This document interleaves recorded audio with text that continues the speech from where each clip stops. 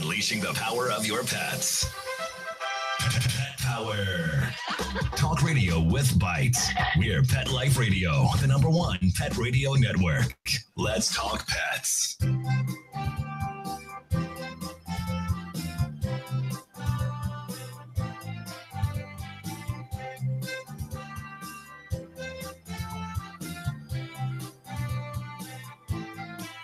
All right. And good morning, good afternoon, wherever the case may be. We're here live with Dr. Jeff Werber. Here, your host for the next 30 minutes on Pet Life Radio's live call-in show, Ask the Vets with Dr. Jeff. We're here for you. We're here for your pets. We're here to answer questions. We're here to talk about anything you want to talk about. But the key is you gotta let us know you want to talk about it. So we give you a couple of ways to do that. The easy way, toll-free 877-385-8882. That's just the basic toll-free number. But something that I like even better is if you go online and you can join us on Google Hangouts. There's a link waiting for you when you go to Pet Life. Go to and there is a link if you want to hear live. And it's So give us a holler. We can see you. We can see your pet. We can answer your questions. We can talk. And that's the best way. You can also, one of the other ways you can do like a chat online, petliferadio.com. And you can actually go to the same Ask the Vets with Dr. Jeff tab and type in your question, your message, whatever, and we can talk about it. But we will talk about it. And that's the key here. The device is free.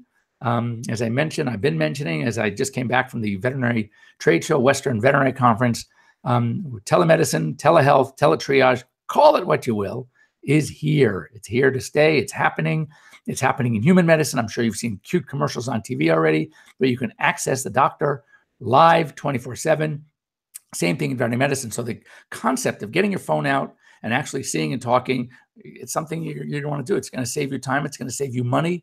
And it's sort of the thing. My company that I work with called Live DVM is doing just that. So we'll provide doctor care, and you can get us pretty much 24/7. So anyway, as I like to do, I like to peruse the websites, the veterinary information stuff, just so you kind of know what's going on, what kind of stories, what's appealing to you. And then towards the end of the show, I want to talk about something very specific because you need to know about it. You guys are pet parents, you're pet lovers, and oftentimes when you hear the word doctor, you think that's the end all, and it's not, because I will tell you something that the old joke is if you put 10 specialists in the room, you'll get 11 different opinions. So the idea is that it is okay to ask. It is okay to challenge. And one of the best way you can challenge, the best way you can ask is if you have information yourself. Education, knowledge is king. So one of the things we're here to try to do here in Pet Life Radio is educate you. So the more you understand about something, the more likely you'll appreciate when something just doesn't sound right. It's getting that second opinion. Not being afraid to challenge, to ask a question, and make sure you like the answer.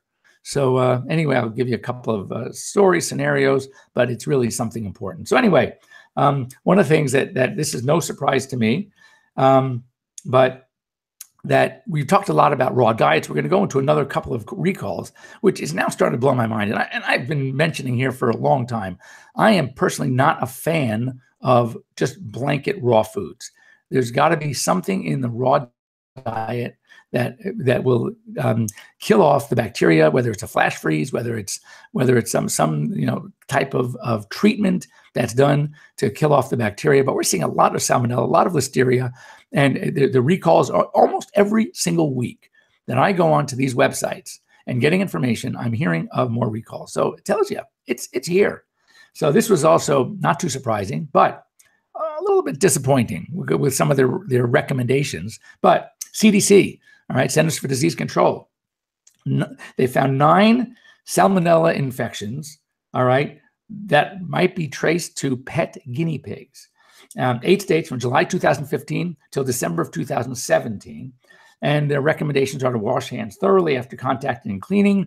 And here's the thing that bothered me a little bit, that they are discouraging kids under 5, pregnant women, and elderly from even having these rodents or any rodents as pets.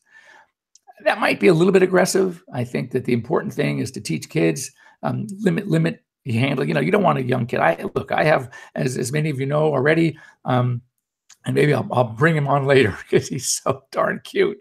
But my Lou, my little Russian dwarf hamster. So when my grandchildren come over, they love to play with them. I'm sitting there literally right over them because I'm afraid they're just their natural tendency. It's like, petting a dog. They want to grab, they want to touch. And this thing is so small, we don't want to take any chances. So we're right there. So if you have a small rodent pet, whether it's a guinea pig, whether it's a rat, a mouse, a chinchilla, you name it, you want to be very careful anyway. With small children, they have to be old enough to learn the importance of how to handle it properly, not squeeze, but make sure they wash their hands well. This was really a sweet story. And, I work with some different rescue groups specializing in this. One is Hounds for Heroes. So this was a Canine Courage program is another sponsored by Zoetis, all coming up with ways to help veterans with post-traumatic stress disorder, help cope and matching really the right dogs for these people. This is a great story. Rescue dog, a Labradoodle, became a veteran's hero. It was an Iraqi war veteran, and he suffered from traumatic brain injury. And his adopted rescue dog, this Labradoodle, basically has helped him overcome his post-traumatic stress disorder. And interestingly, one of the problems that this guy was having from the brain injury are migraines. The dog has been trained to sense the migraines coming on, warn the veteran, who then can take his medication. And according to his wife, it's like this dog really saved her husband's life. So I think that's so great. Another raw food recall, I'm telling you, it's a voluntary recall. All voluntary means this, just so you know. And again, I know from my daughter's cookie dough company that they run testing all the time. If they come up with something that shouldn't be there, like salmonella, they know they're going to get recalled. I mean, it's going to be coming down, and they're going to have to, because they have to report these results. So when they do a voluntary recall, it's basically just it makes them look good, but really what they're saying is, we blew it. We have salmonella. We did what we can to avoid it, but it didn't work. So therefore, we're going to do a recall, quote unquote, voluntary recall, but it's something that they would have to have done anyway. This is Steve's Real Food. It's raw frozen dog food, turkey canine recipe. I'll give you the salmonella contamination. The UPC, it'll be online because I'm not expecting you to get your pen and paper and write this down. But if you do feed that food, here it is. It's 6-91730-15303-8, lot E178. So it's here when you can come and listen to the tape version of the show. If you want to get a hold of that number, just go ahead and send me an email to drjeff@petliferadio.com, and I will send it to you. But just know, if you feed that food, you want to return it, you'll get credit. You can get another. You can stay with the same food. They do test lots all the time. This lot came up contaminated, but just trust me, if it was all their lots, they'd have to report all of them. So it's just this one. This is a story, happy ending. A juvenile bald eagle. Now, bald eagles are fairly rare, and was caught in fishing line. A veterinarian specializing in birds was able to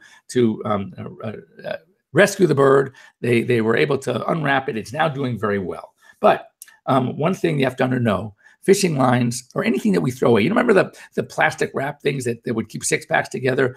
We were always taught to cut them because birds will go through them if they end up in water. And a lot of times the waste ends up in water streams and lakes and reservoirs across the U.S. So, and it would strangle birds. So, I used to take a scissors and cut them so there was nothing where the bird can get its head stuck in. Anyway, the recommendation is that anglers, fishermen should dispose of this stuff properly. And you should never set lines within 100 yards of the mouth of a creek, a stream, a reservoir, a river, anything, because that's where the concentration is the greatest. That's when they are opening and flowing in the greatest concentration into the larger bodies of water. So just be really careful out there. We don't want to, our wildlife has enough difficult time surviving. We don't need us to make it any worse for them.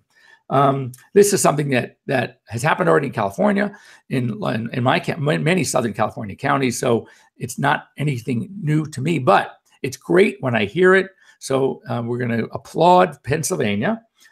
state legislatures are proposing a bill to restrict pet stores in Pennsylvania from selling dogs and cats or rabbits that are coming from anywhere except shelters and rescue agencies. And they're also eliminating anything like the outdoor, like flea markets and any kind of outdoor venues from selling these pets as well. So it's finally happening. The best way to stop these puppy mills from breeding these sub-quality animals, keeping them in disgusting environments and conditions, is to not allow anyone to buy them.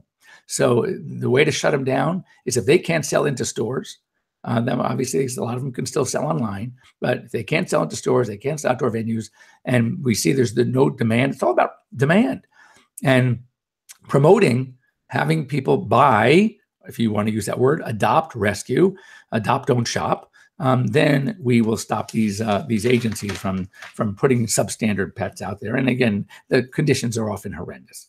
Maui, if anyone has tried to go to Florida, not Florida, Hawaii, nice, same weather, but Hawaii, you realize it's very tough because their rabies standards are extremely strict. I mean, really strict. Sometimes so strict it's not even worth going with your pet because the quarantines have been up to as much as 120 days, 4 months. It's crazy. So anyway, now they've sort of relaxing. They're proposing to relax the quarantines to 30 days after an appropriate rabies shot, and that's from 90 days, and in some areas 120 days down to 30 after a valid rabies titer. And unfortunately, here in the mainland, there is really, I think, only one lab that does it. That's Kansas State University Diagnostic Lab. So, and there's no, people say, well, can't we like expedite it? Can't we pay more? I mean, I'm the president of some big company. Guess what? They don't care. They just don't care. This is the way it is. They have sped it up a little bit. It used to be 4 weeks. Now I tell people you can do it maybe in 2.5. But the only way to get a valid rabies titer for countries that require it, or states in this case, like Hawaii, that is the only way to do it. One lab across the country. So this is really cool too, that they were doing a study that dogs use both even though their sight is probably one of their worst senses, dogs actually use sight as well as smell. Obviously, their noses, their sense of smell is way better. So when they're finding like toys, they showed that they would spray toys with a certain sense of smell, and dogs were trained to look for a certain toy. Now, all of the toys in these things had the same smell, so they eliminated that using the smell.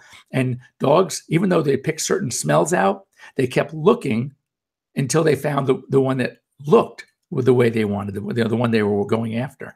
So they would take a bunch of toys, infuse a certain smell with like 50% of them or less, whatever. And the dogs kept looking until they found the one that they wanted, their favorite. So that's pretty amazing.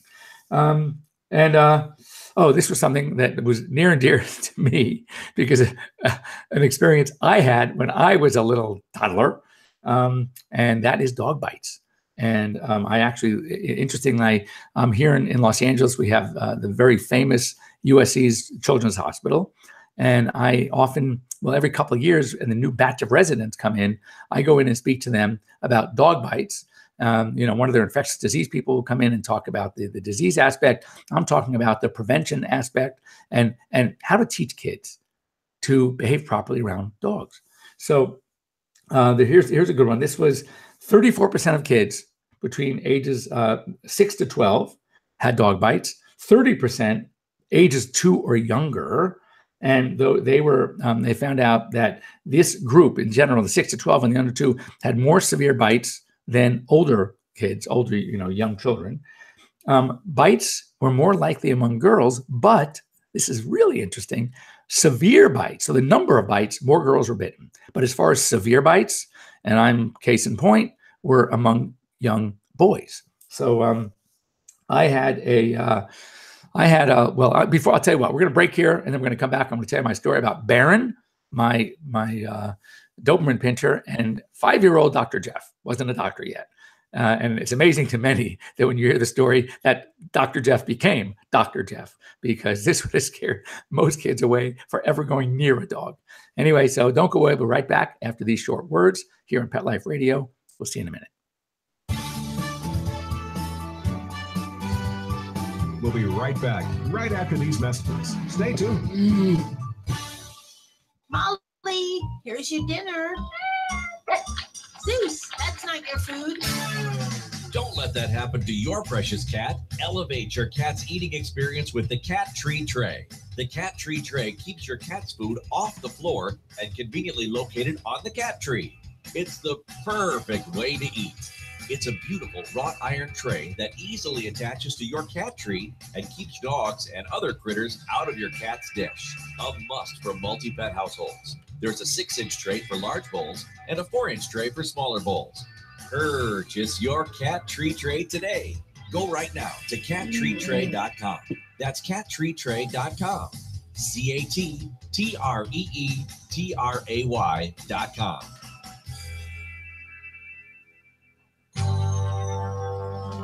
It's designerpetsweaters.com. Hand-knitted designer sweaters for your precious pup or cool cat. Beautiful couture patterns for your pets, including custom-knitted formal wear, casual wear, yachting, and even sports themed. Many designer pet sweaters include feathered tammy hats, top hats, and a lot of sparkle. Each sweater includes leg loops, front paw sleeves, and leash opening. Visit designerpetsweaters.com to order your 4-legged fashions today. Your pets will stay warm for the winter and be runway ready. Large or small, we fit them all. designerpetsweaters.com. Calling all pet product manufacturers. Save the date and join us for the 6th annual Retails and Sales Pet Expo coming up on Tuesday, May 1st, 2018 in New York City. The event is a place for pet product manufacturers to meet with buyers and media and groomers and pet influencers. To learn more about this B2B pet product trade show, please visit retailsandsalespetexpo.com. This event is brought to you by Whitegate PR, American Pet Professionals, and Pet Age Magazine. Does your dog itch, scratch, stink, or shed like crazy? Come to Dinovite for help. Order a 90-day supply of Dinovite. Dinovite for life. Pick up 2 tubes of Doggo Suds. Get the 3rd tube free. Peppermint, tea tree, lavender, Doggo Sud shampoo. Made with all-natural coconut, jojoba, aloe. Great for healthy skin and soft, shiny coats. But no itchy, harsh chemicals. Lather up, rinse away. Try Doggo Suds. Buy 2, get 1 free. At Dinovite.com. DINOVITE.com. I love cleaning the litter box, said no one ever. Luckily, there's World's Best Cat Litter, the litter that promises less mess with less litter. Only World's Best Cat Litter uses the concentrated power of corn to quickly trap odors in tight clumps. And quick clumping means you never have to chisel or scrape the box. Less cleanup with less wasted litter? That's a litter bit amazing. Save $2 on World's Best Cat Litter. Visit www.saveonworldsbest.com. If you've ever shared your home and heart with a charmingly naughty animal who's always up to mischief, you'll fall in love with the Klepto Kitty who stars in Talk to the Paw by Melinda Metz. Talk to the Paw is a funny, heartwarming novel about a single girl, a single guy, and MacGyver, an adorable tabby cat with a not-so-adorable habit of stealing from the neighbors. Talk to the Paw is on sale now everywhere books are sold. Visit kensingtonbooks.com for more info. Begging to hear more of your favorite show? Full episodes of all our shows are available on demand. Go to PetLifeRadio.com to fetch our entire lineup of Possum Pet podcasts. Also, dig us up in iHeartRadio and iTunes. Let's talk pets. Live and on demand only from Pet Life Radio. Let's talk pets. Let's talk pets On Pet Life Radio. PetLifeRadio.com.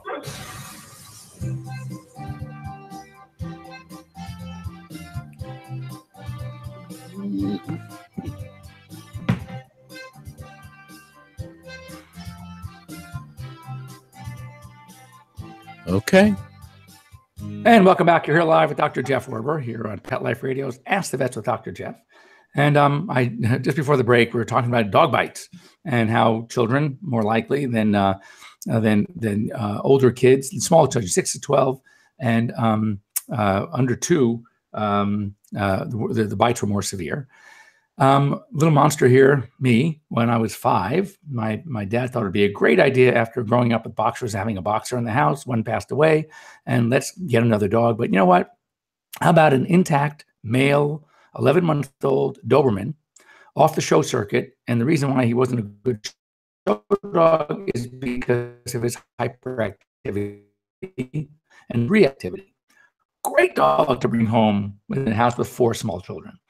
Anyway, none of us really know exactly what happened. I certainly don't. But all of a sudden, I'm screaming and crying, and the dog, we think was used to lie down in the front of by the hallway in the front door, like the little foyer. And I was coming in from outside. I was outside. It was wintertime. This was New York back a long time ago. And we think maybe I stepped on him, scared him. We don't know. All I know is he jumped up and grabbed me by the face. And if you can see here on the his top teeth went here, his bottom teeth went here, and he ripped open my entire cheek. My smile line here, you can't see it unless you saw it up close, but it's not a smile line. It's a scar. My whole face was ripped open. You could see inside my cheek. My chin was cracked open. He got me good. Rushed me to the hospital, plastic surgery later. The guy did a pretty good job because most people don't even notice it until I pointed out that my left smile line is way more prominent and deeper because it's really a scar, not a smile line. Anyway, I got home. So most people, if you think about it, would be petrified, terrified of dogs. Interestingly, by this point in my very long life at 5, I had already known that I was going to be a veterinarian. My parents say, even as a little kid, when you're asked, what do you want to be? I wanted to be a vet. And interestingly, when it comes to veterinary medicine, I hear this a lot. A lot of my classmates in veterinary school also had this. It's a calling. There's who knows what it is. I often joke I must have been a dog in a prior life. But whatever, I knew that this was for me. So when I got home from the hospital, I was all bandaged up. My face was all bandaged up. And walked in the house. I was in bed, still drugged, and the dog came in the room, walked up to me, kind of nudged his big head under my arm, my limp arm, which was at my side. He creeps forward, puts his head right here on my chest. And my parents said he sat there almost like in vigil all night long. He was truly sorry. And I think that had more of an impact on me as I maybe think, I don't remember it. But hearing it, that the sensation, the feeling of his knowing kind of what he did and he felt badly for it, that was had impacted me more than the bite itself. Clearly, I am not afraid of dogs. So anyway, I want to talk about briefly the second opinion. I had again, don't generalize this. It doesn't mean that every place is like this. Doesn't mean that every doctor is like this, but it's okay to challenge when a doctor does an exam and something that they say or do doesn't really fit what you think is going on. The more you know, the more likely you'll be able to recognize that something just isn't right. I get a call at 2:30 in the morning. Mind you, I am a dinosaur. My clients have my cell phone. They could have called me initially at 2 in the morning, but they panicked. They didn't want to. They didn't want to call me, so they went straight to emergency. Issue was a cat that was started seizing at about 2, ran to the emergency center. And this doctor, typically, just so you know,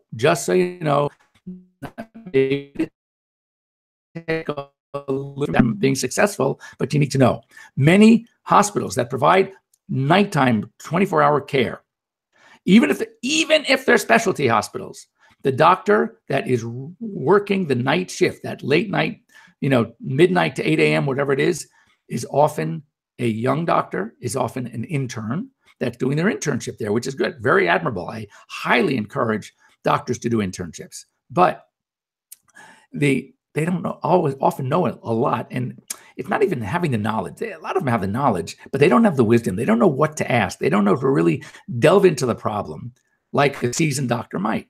So had they done that, they would have known that this cat was a diabetic. Had they asked the right questions, and had they known to ask, they would have found out that my client's schedule, because of her work schedule of giving insulin, was 11 a.m. and 11 p.m. It's as long as you're consistent every 12 hours, that's fine. And then she used to feed the cat right after the insulin.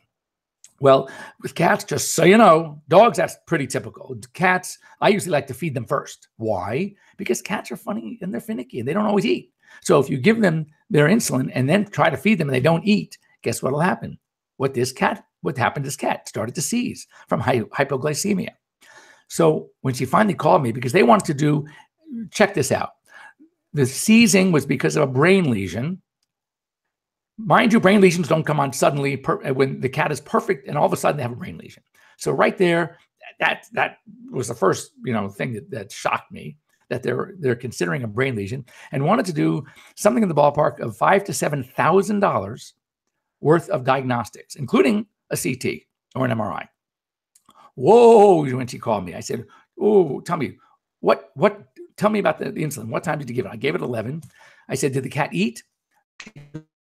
No.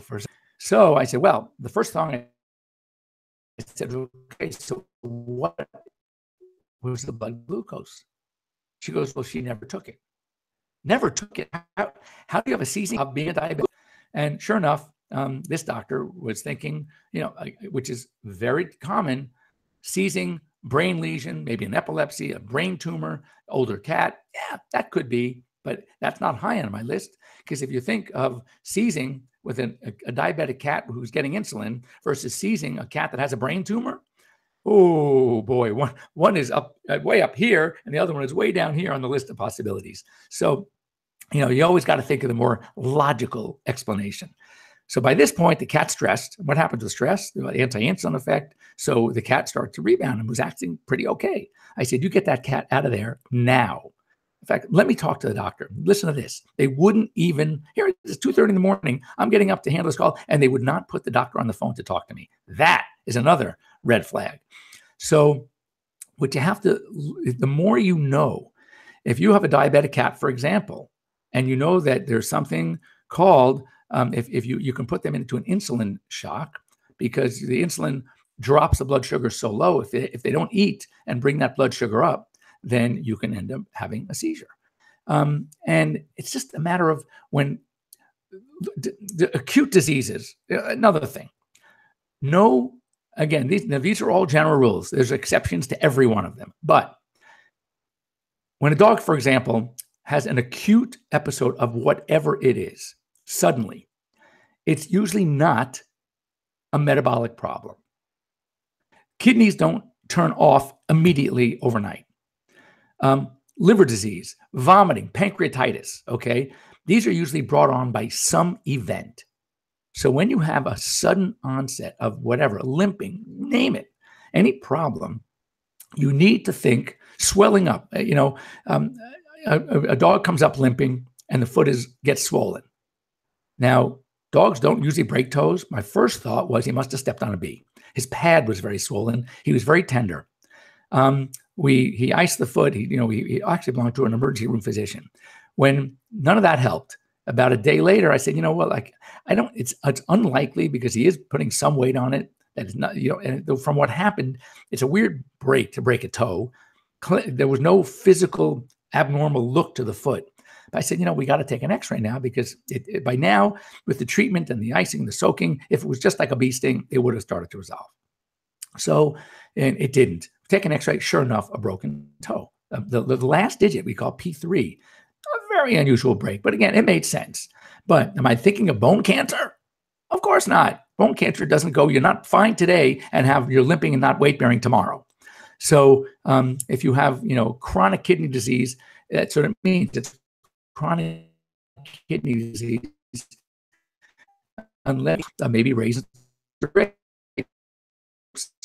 maybe getting a hold of free where you can have an acute sudden onset. And things come on suddenly, and they should not always forgiving when there's an insult involved.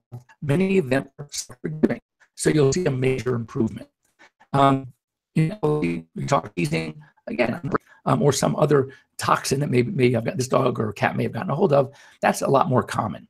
So when something doesn't quite fit, when somebody wants to run major diagnostics, I mean, literally into the thousands, ask them, what are you looking for? Tell me what you're looking for and why.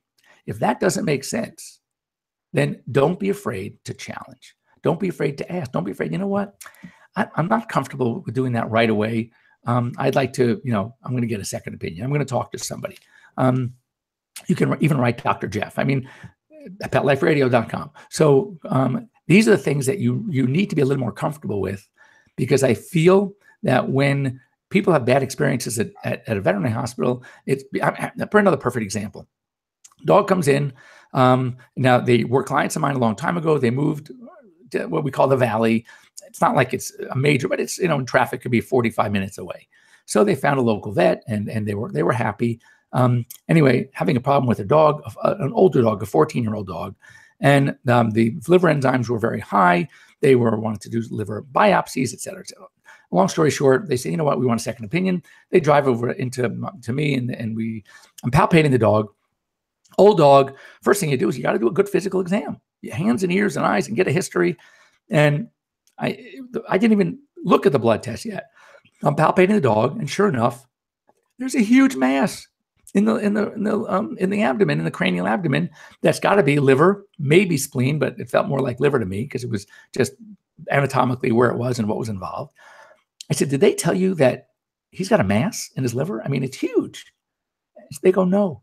I said, did they palpate? Did they feel? No, I think they just went and took an x-ray. It's like, really?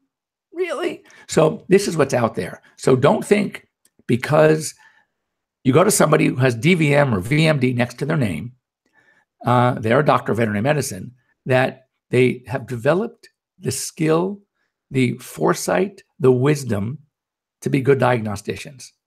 And when they immediately want to jump to specific tests, or more importantly, to a lot of tests at once, it's okay to question, because usually you don't have to do a lot of tests at once. Usually you can come up with a game plan, take the most obvious things on the list, why they're the most obvious, get that explanation, and then let's test for this first. And then we'll go to the next one. Then we'll go to the next one. You don't need to do 8 to 10 tests in one day. Unless, of course, it's truly an emergency situation. You have no idea what's going on. The animal is failing you, and you're at an emergency clinic, and the dog is pale, vomiting, or whatever it is. Then yes, you need to get answers now because you don't have the luxury of time. But when you have the luxury of time, take advantage of it and plan it right. But the bottom line is here: don't be afraid to ask questions, to challenge, to second guess. And I think you will be in better shape financially. Your pets will be in better shape in the sense that you'll still get answers, but you won't have to get all these unnecessary tests, which puts them through a lot of stress and anxiety as well. So anyway, if you have any questions about this, I mean, this is obviously, I talk about this stuff often. It's my pet peeve, pardon the pun. Well, actually, pun intended. So get a hold of me, Dr. Jeff at PetLifeRadio.com. You can catch me on Instagram, which I'd love you to follow me on Instagram at Dr. Jeff Werber. And by the way, if anything, you're going to see really, really cute pictures, because I see so many fun pictures of dogs and some of my celebrity clients. You can get a look at those as well. And anyway, have a great week here in LA. It's kind of overcast and raining. We needed it, which means in the mountains, it's snowing, which is good. And we will be here same time next week here on Pet Life Radio's Ask the Vets with Dr. Jeff. Have a great week, everybody.